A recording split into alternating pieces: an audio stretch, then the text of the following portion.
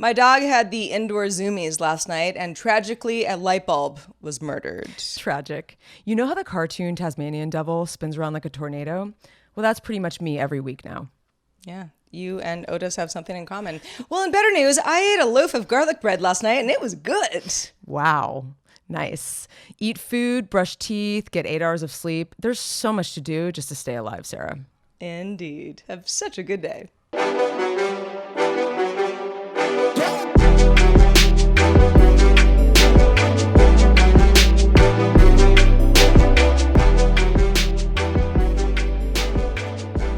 Hello, world, and welcome to Have Such a Good Day, the show that wants you to have such a good day. Pretty much. I mean, we're literal people. Yeah, we made sure our title was like really on the nose because we don't want to confuse anybody. Because I mean, our show is not confusing at all whatsoever.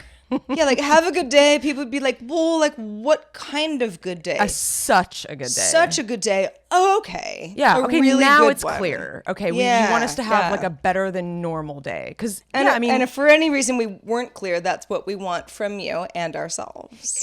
Who wants an okay day or just a good day is so average. Well, I'll tell you what, Heather, sometimes I'm just trying to get through the day. I know, it's true. But I want to have such a good day always. Maybe that is my goal. Show. Kind of like your 8 hours of sleep. I'm like, well, that never happens, but I'm always trying for that. 100% on the effort. But we should have just called our show like just trying to get by. That would have made more sense. Limping along till our next nap. Oh, I love it. Well, if you are new to our here show, it is the show that tries to sort of reveal the absurdity of everyday life for our collective entertainment. So welcome. That's right. And we're both in our own homes. I have changed my shot a little bit just so that you can't see the chaos behind in front of me, which is my living room.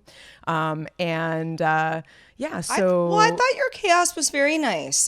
For anybody who's watching our video, they know that Heather and I are kind of, we're trying out some new stuff. We're doing the show remotely over the last several episodes rather than being in person because life has gotten in the way. Mm-hmm. And I'll be moving out of LA proper imminently in less than a week anyway. So but I think your shot looks very nice. Well, thank you very much. You got a nice wall. sky blue. Yeah. Oh, see, it doesn't totally come across as turquoise to me, but interesting. I find it very mellow. Well, thank you. I like it a lot. And I'm trying to make the best of a sort of a temporary situation. But no, I'm lucky. I have a roof over my head at this point. So it goes. Well, thank God. Hallelujah on that one. Hallelujah, man. I mean, because so many people don't. I mean, they've got like there's a lot of people that have like a freeway overpass as their their roof, which is very sad. But anyway, Sarah, I digress. How has your week been? I haven't talked to you in a minute. My week's been good. So, speaking of our video folks, because I know a lot of you listen, but we do offer a video feed as well. There's some boxes behind me, and I was going to move around everything before we did this, but I'm in straight up moving mode. Like, I'm moving in less than a week. And I have movers. Like, it's not like I have to get everything into a U-Haul by myself, but you have to pack all your boxes by yourself. Yeah, I mean, there's a lot that has to go into to them getting ready to move me long distance. Mm-hmm. I'm not moving to another neighborhood the way that I have, in the past many times. I'm moving across California, which is a real big state, turns out. Sure is. So yeah, I'm doing my best. I think that it's funny. I have been thinking about why moving gives me so much anxiety. Where I'm like, it's not that hard, Sarah. Like, you just have to put things into boxes. You gotta buy some packing tape.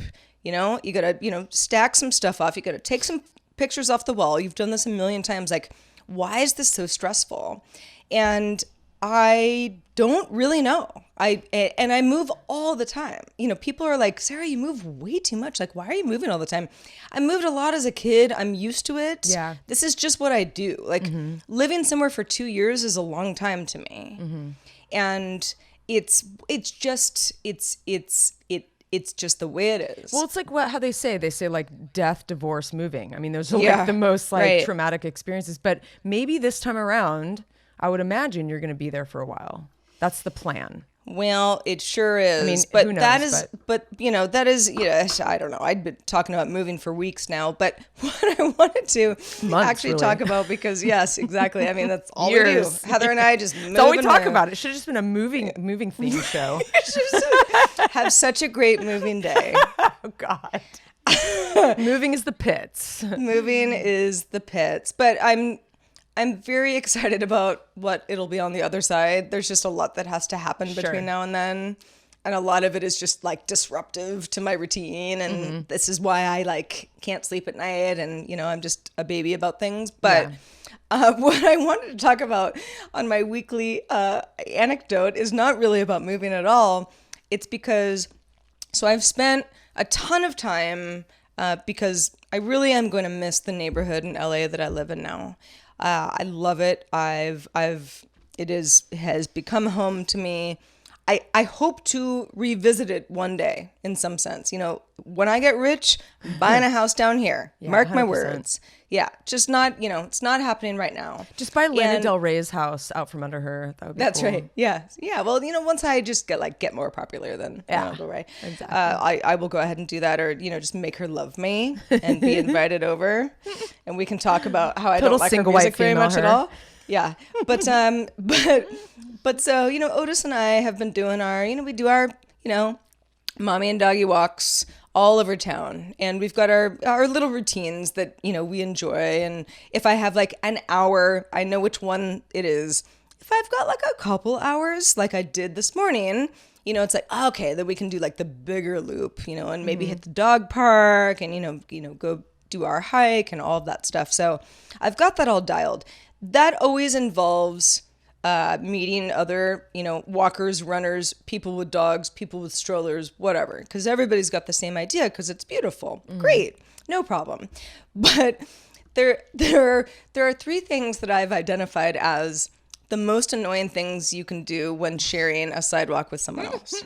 Oh, this is gonna be good. Yeah, and so the number one thing is, and this one is pretty obvious, but the number one thing is, and you can always tell because it'll be so, you know, you can hear them saying like, oh, and that's the church and blah, blah, blah. Where you're like, okay, somebody's got two people from out of town and they're all three across.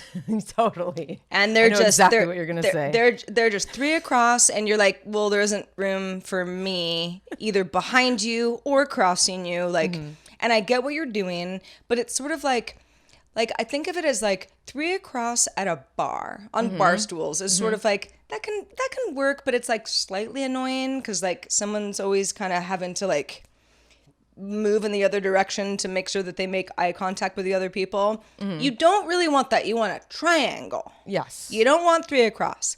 So the three across thing is just sort of like, okay, well, you've basically just put cones up in front of me, and now I can't get around you. You know, unless I like walk into the street. I'm so conscious of that. Like, I really am. Like, so many people, I know what you're saying. Is like, they're so oblivious to it, though. And they don't realize that they're completely blocking any avenue to get around. And I just find it funny, that obliviousness. And it's not even like two people holding hands is annoying. It can be. This is worse because this is mom and dad are out of town or are in from out of town or whoever, and I'm just kind of showing them stuff, and we all kind of have to be like a force field together. Okay, so that's the number one thing that, you know, I just can't stand. You just got to look around, man, and, you know, wake up. The number two thing is the person who, and this very much mirrors what is most wrong about freeway driving as well, is the person who's just kind of sitting on your shoulder. And you're like, you're in my blind spot. Like, I don't know what you're doing, but like, you're like being unsafe. When you're walking or jogging or whatever, there's always that person where you're like, dude, you hang back or you get in front of me. I don't care what you do. It like makes you nervous. But you don't hang out on my shoulder. Yeah, like it makes me feel like you're going to rob me. Yeah. That's what it makes me feel like. Or just like, what is wrong with you? You know, you kind of, you just feel like, oh, there's somebody You there. feel the presence, and I know exactly what you're talking about. That actually is a total pet peeve of mine. You're like, yeah, it is just the worst. And some people just like, it's almost like they want to be close to you or something, where like they feel better about it because it happens enough where I kind of, you sort of look back and you make eye contact and you're like, I think it's more like weird what people you're doing. aren't in touch with like these, like the world around them and their bodies. I think they just don't, like they're not as sensitive to those types of things than we are. I feel. Yeah, but it's I'm telling you, like, you know, little parrot on my shoulder. I know. I will kick your ass eventually. We're fragile flowers, Sarah Lane. That's right. That's right. Yeah. So you just personal space, very important. So that's Very that's important. a that's a no good. What about like an elevator, like kind of like in the elevator where someone's just like standing way too close and you're brushing against them, like, yeah. Well, it's interesting personal that you space, say man. that because my third biggest pet peeve, and this isn't even. It's not an elevator, although that is a very good comparison. And it's not even the person who's sort of buried in their phone and oblivious. That's a whole other pet peeve, but that's not even what I'm talking about. I'm talking about the person who, okay, let's call it a sidewalk or a path or, you know, something where it's like there's a finite width here. Sure. And I always hug the right because I'm like, I don't know, I live in the U.S. You kind of keep to the right. You know, you might Yeah. keep to the left in other parts of the world, but you know, I sort of I feel like in general I do that. But if I have to keep to the left, not a problem. That's a good rule. If there's room for everybody, but there will be that person who kind of like they see you come in and you see them come in. And they are straight up in the middle. Oh, and they won't budge, and they're being stubborn, and they won't move. Oh, I know exactly what you're talking about. And you're kind of like, again, like the eye contact, like you kind of want to be like, whoa, heads up. Like you're like totally in my space right now. And some people just don't care. Like it's like, and it's not even, I don't even think they're trying to be rude. I think that they just don't feel like they should be as far away You don't think possible. they're just waiting for you to like yield to them? Maybe? But there's no yielding to do because I'm already on the edge. Yeah, I know. That's the I know. thing. I know exactly what you're talking about. It's the person who's like, I will also not be on my edge so that we have a comfortable distance between us. You know, I don't want to touch you. Like, I hear you I don't loud wanna and clear. brush shoulders. I think that this is something that we should take to the I don't know, the city commissioner's office. I don't know. That's right. Make some rules and put up some signs. Yeah, so I really got on my high horse about the 3 things you should not do while walking. You know, again, it applies to jogging. It certainly applies to bikes on some level, but I mean, this is just straight up walking. I mean, I should which is a basic thing that most humans do. Because I would have done 3 of my biggest pet peeves driving. Because I do so much driving now. I should have done that. I could probably do it off the top of my head. Well, I mean, hey, save it for, you know, a future show. Yeah, man. We could talk about driving. Get everybody upset. Okay. But how was your week? My week it's been pretty wild. I will say the last like couple months has been very long kind of work days. It's a very dense days, like full of just like big meetings and lots of like productive hours and hours upon hours upon hours. And you feel like wow, I've accomplished so much today. And then you're not done yet. So it's just been a lot of like that Tasmanian devil thing where I'm like, I'm moving pretty fast. I'm managing a lot of details, but it's been cool. We're getting content coming in. I should share some of it with you. It's pretty dope. I'll show you some stuff tonight when I see you later. Yeah, it's been pretty interesting.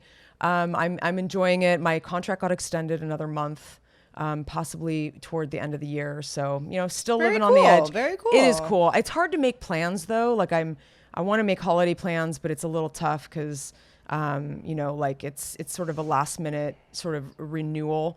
But anyway, it's all good news. But I did want to mention one little tiny story that I heard recently that I thought you would enjoy because I'm here to try to make your day so good. And so there is a place actually not that far from here, from Los Angeles County, called Idlewild. Have you heard of it?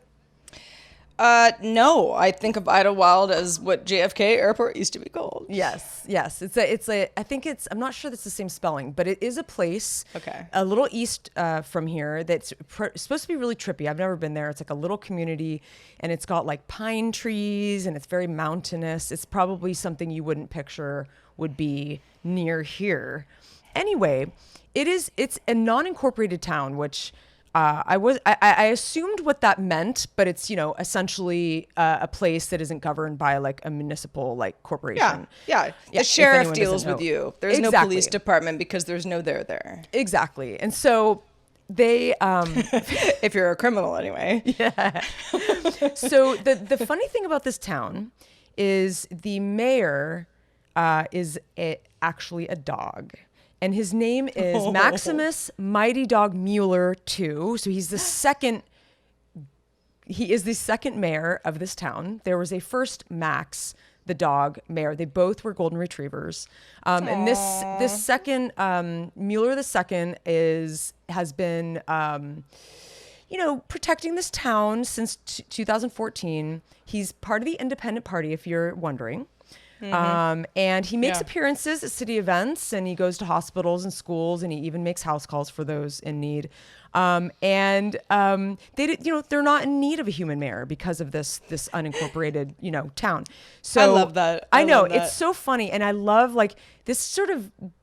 It's so amusing that humans like can make decisions like this, and so apparently the reason why this kind of came about was they decided that they would have kind of like people could, sort of enter this. It was a campaign. Okay. So like you had to be a resident, but you could, recommend your dog or your cat to be mayor. And so there were, I guess, 14 dogs and 2 cats that were nominated and ran for office. So you cast your vote via like dollar donations, and then all the proceeds, which I think that they actually raised like $31,000, go to ARF, which is an animal rescue friends is what it's called. Max was actually running against 13 other dogs and 2 cats, which I think I just said. Very, very adorable little golden retriever. And Max actually has 2 deputies, Mikey and Mitzi, and they're also golden retrievers. And so they continue to serve the town of Idlewild. Max's main goal is to make the world a better place through making Idlewild a wonderful place to live. It sounds pretty wonderful already. And don't you want to move there? I mean, maybe you should change your mind about where you're moving. just change my plans. Well, where I'm moving is probably the kind of town that would also have a dog as a mayor. We'll see. That's I haven't true. really checked our municipal government This is true. Roster recently. Probably some people I went to high school with, but yeah, no, that's cool. It's funny. You hear about this every so often, like, oh, a cat got, the entire will of that rich lady who just died, or a dog as a mayor, or, I think there's actually a cat up in a town in Alaska that's been mayor for quite some time. Oh my God, I love it. I heard the story on NP. Yeah, and it's just like, you gotta laugh. I mean, it's not as if people are like, we want mayhem. It's like, no, we just don't need this. No, we're just going to have a little bit of fun with it and raise some money for charity. Kudos to you. Exactly. And when I heard this report, it really did make my day. I was thoroughly enjoying it. It was a thorough report too. Like there was about like 10 or 15 minutes. It was pretty great. Anyway, I thought you would enjoy that. I did. I enjoyed it a lot. Another thing that I have enjoyed over the years, although my tastes have changed somewhat, is cheap clothing. Mm-hmm. And I started to think about this because, Heather and I are so close in age, and we didn't grow up in the same town, but so much of our formative years we have in common, like, I did that too. Metallica, I did that too. Yeah, it's just drinking heavily. Right. Yeah, the important things. Yes. But there was a report. I mean, it's true. The company reported it themselves a couple weeks ago that Forever 21 was filing for bankruptcy, and now because bankruptcy is always more complicated than like people go like, oh, it means it's done. No, it doesn't mean it's done. It means they have to establish how money works. And, you file for Chapter 11, you have to pay taxes, and you can kind of, perhaps have a resurgence or perhaps not. But, that's neither here nor there. The point is that the company isn't doing well. And had to do some restructuring. And that was Chapter 11 bankruptcy. And what's funny to me is I'm not a big Forever 21 fan, actually. In fact, I don't even really know what the name means. I always assumed it meant you'll be forever 21 years old. I think that's what it is. Wear this youthful clothing. Yeah, like you'll be young forever kind of thing. But like, I don't really know. Their clothing is very youthful. It's very, but yeah, Sure, I don't know that. I don't know the real meaning. I'm just guessing that's what it is. I we're probably right, but like, I don't really know. I also, again, being from a small town in Northern California, I mean, Forever 21 existed for a while before I ever saw one. The first Forever 21 I saw was in Manhattan. Oh, really? Yeah, when I was visiting a friend, and I was like, oh my gosh, like on Fifth Avenue or something. And I was like, oh, we have to go in there, and she was like, Sarah, you're the worst. And I'm like, no, I'm gonna buy like a few things for $5, which I did. But I didn't really have, I didn't know. I'm sure there's plenty of Forever 21s in the Bay Area now, although there's probably going to be fewer based on the company's current financials. But like, this was not a store that I grew up with, because we outdated a little bit. It was something that came into vogue when I was probably about 21. I wasn't a teenager. I was in my 20s for sure. So I got to thinking about, and we don't have to go on and on about this, but what are other brands that were, if some kid is like, when I was 10 years old, I started shopping at Forever 21. I can't believe like it might go away, or things have changed department store wise, because we all know that like malls are dying and stuff. I think that my store would be Mervyn's. Oh, I was just gonna say that. That's Were you? Yeah. And I always, like, don't get me wrong, like Mervyn's, for anybody who's not familiar, Mervyn's was a lower tier Macy's. Yep. And it wasn't cool. Like, we weren't like stoked to go to Mervyn's, but it would be where affordable. you get like sweatpants, back to school really clothing. Cheap, back to school clothing. We just really like, did have the same childhood. That's so funny. My mom just took little us there all the staples time. and stuff. Yeah, my mom was always like Mervyn's. I know she had like a Mervyn's card, but it was a necessary evil. Oh yeah. Yeah, I kind of got excited though. You couldn't just like shop in the juniors department for everything. I do have like good positive nostalgia from going to Mervyn's, because I remember specifically like this. I remember I got a Kelly green turtleneck. I don't know why I remember this, but like I remember very much details, like a lot of detail from when we went back to school shopping, and I would lay out my outfits like on the bed before, and they were always Mervyn's. It was always Mervyn's with my mom. My dad was a little more upscale, but and I remember getting this Kelly green turtleneck. I don't even own a turtleneck these days. I think that sometimes I find them creepy, but I just this turtleneck, and I was so excited about it. Entire drawer of turtlenecks. You do? Oh, you're gonna need them where you're going. Yeah, but they're cozy. I don't know. I like a good turtleneck. I know somebody who is a huge fan of turtlenecks, and there's a lot of representation of very sexy turtleneck wearers in films. I can also see you, Heather, as not. You're just not a turtleneck person. I'm sure I've seen you wear one in my life, but like, I can't think of that as go like up to here, kind of like not like a roll down turtleneck. But I think when my neck starts to sag and get like all wrinkly, I'll start wearing turtlenecks. Right. So you can look forward to those days. Well, it'll be a resurgence with Heather once we really shit the bed. Yeah. Quite literally. So this story is very close to my heart. I think you're gonna get a lot out of this too, Sarah. I try to find stuff that you will be like, yeah, I can relate to that. So, I often like look at job listings. I'm still kind of like not totally secure in my job. It's a contract. It'll come and things come and go. And yeah, I noticed on these applications, like more and more over the years, a lot of these companies are demanding so much flexibility. Working nights, weekends, it says it in the job description often. It says, working nights, weekends, holidays is going to be required. Overtime is going to be required. Sometimes on very short notice.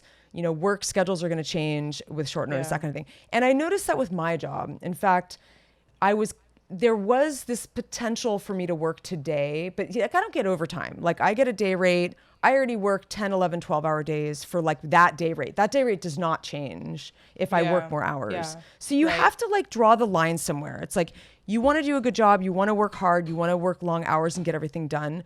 But you also don't want to be a chump and just like, you know, like work around the clock all the time for like, you know, this measly day rate. Anyway, so I came across this article at The Atlantic, and it was kind of talking about how you don't see your friends anymore. And it made me think about our lifestyles now and how long and unreliable work schedules have become. I know mine has.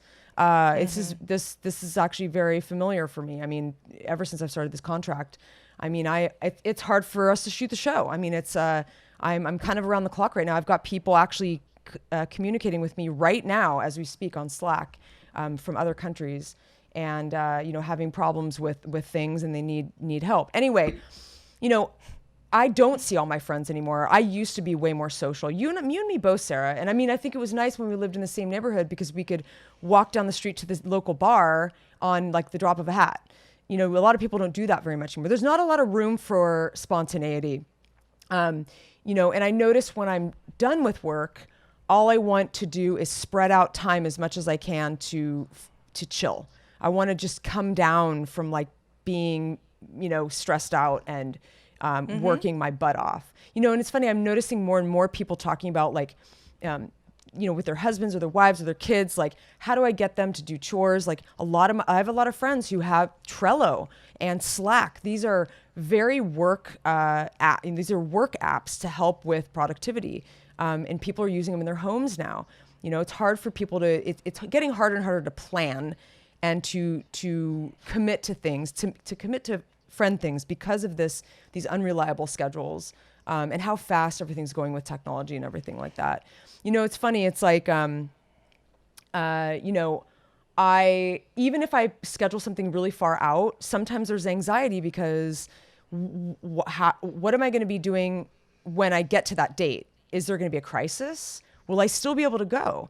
Will things change that much for when that thing comes around? Anyway, I just thought this was super interesting. There's some book called Sleeping with Your Smartphone.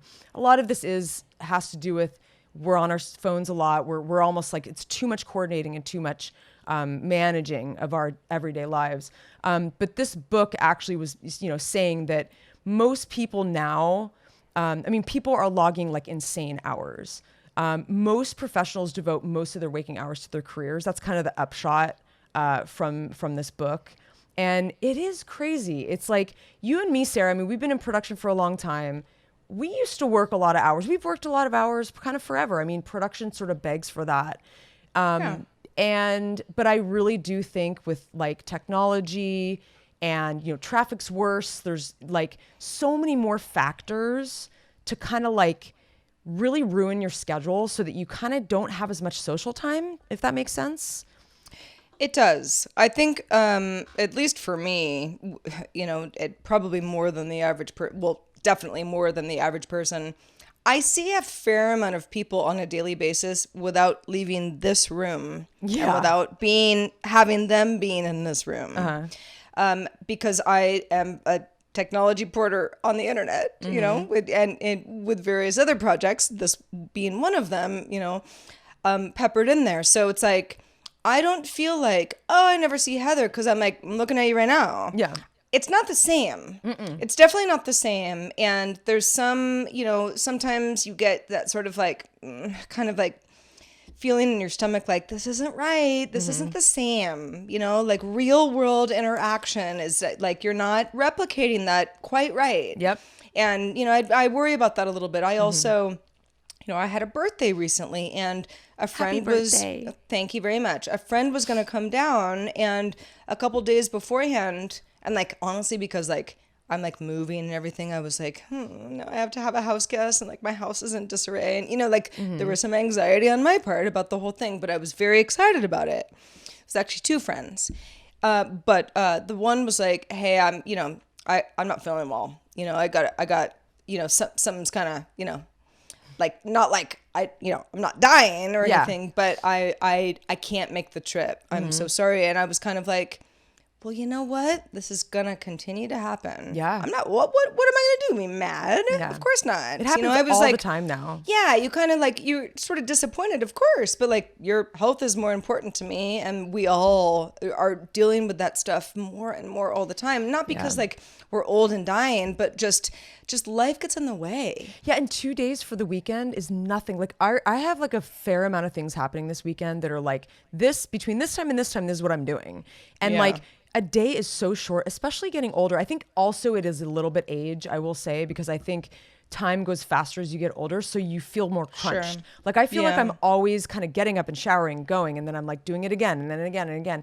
It's kind of, this sort of Groundhog Day thing.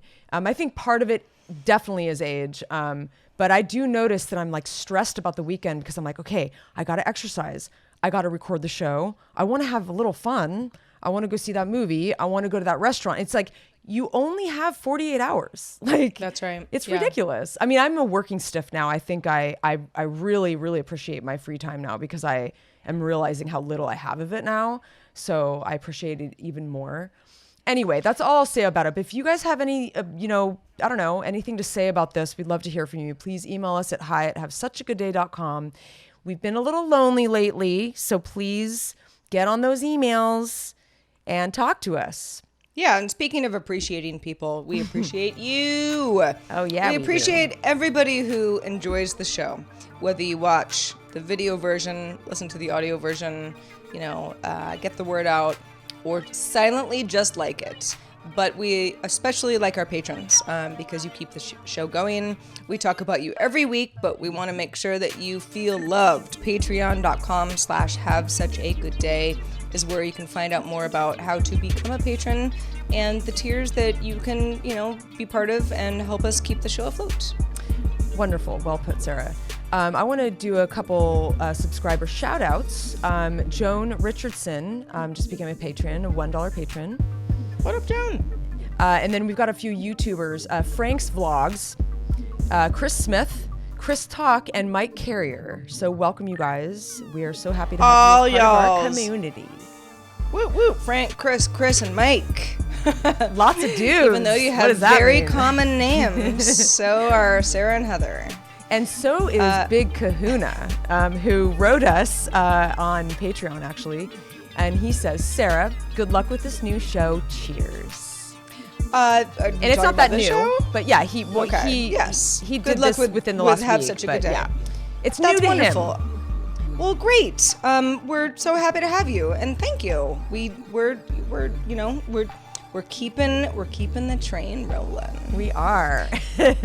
We also got a comment from Jude Sturman, who was talking about my deep dislike of Midsummer, and said anything that generates an emotional reaction is art. So that's where I classified the movie. Okay, you know what? That is a good response. That is a good adult response. And I don't want to get into this because I am done talking about this bullshit movie. But I will tell you that I watched it twice. Did you? That's what I was going to ask you. I did. Do tell. I watched it twice and I dislike it more. Why? But I also I just find it to be a movie designed to like. And it's me, for sure. Because other people are like, oh, it was so beautiful, the art direction. And I'm like, no. The production design. All these people need to die. Like, yeah. I just, it's not the right movie for, like, my mental state. Yeah. I just found it, like, and the whole thing is, like, the first time you watch, a movie where you're like, oh, my God, I have a viscerally bad reaction. A lot of the times it's because you're surprised. I wasn't surprised. The second time I knew exactly what was going to happen. So I was like, okay, let's watch this with a skeptical eye and just kind of see what's up here. And I was just like, when it was over, I was like, just not the movie for me. What are you going to do? But Can't win them all. Even though it's not the movie for you, it really has sparked some passion in you. And there's something to say about that. Yeah, well, I'm ready to go back to the Real Housewives where I belong, and that will be my passion going forward. Thank you very much. We should start a reality show, the not the Housewives, but like something Forestville themed. I just, you know what, the thing with me is like so much stuff is background to me. Oh yeah, totally. Now, you know, like not Succession. That, you know, I always use that as like that's the example of like my favorite show. Like I love that show, you know, even though it's like problematic on its own. But, you know, and you kind of have to be paying lots of attention. You can't just be sort of like doing other things or you'll miss nuanced things. But I get it. But I just sort of like, it's just the way it is. I but understand. You know what, Jude, I take your point, and I think that you know, it did get me to, you know, feel some type of way. It wasn't a good way, but it was some type of way where many movies I'm just sort of like, I don't ever care about that movie to think about it again. It's so there you go. It's actually funny. This morning I was just having a conversation about this exact thing. I don't watch a lot of TV anymore because I don't have a lot of time. I get home late in the evening and I'm watching more movies because the person I'm living with is a movie person, so we tend to watch more Blu-rays. But we got in, not an argument, but it was sort of like, there are certain movies that I'm not willing to watch during the week, like something from the 1940s or like something that's just like kind of takes a lot of attention because I'm tired and it's like during the week. Yeah. And so what I really miss, actually, it's so funny, as much as I'm like, a lot of Netflix fare is just sort of like, but like, I want that. I want to binge watch something not like Succession, because I do watch Succession. I love it and I need to pay attention. But I do miss that kind of like Netflix fare, which I think is why they make it the way it is. So I can play Words with Friends and text people while I'm watching shows. There's something very relaxing about it. I don't know. Oh yeah. I mean, when I talk about my love for the Real Housewives franchise, I mean, don't get me wrong, I really do love it, but I love it because it's candy and it's easy. Totally. And I put it on the background, and if I have to like go to the bathroom and then walk back into the living room, because you're not missing anything. See, like it's kind of like familiar background noise stuff. I need more of that in my life. I do. Yeah. So I wanted to mention one more note from Mark Azali.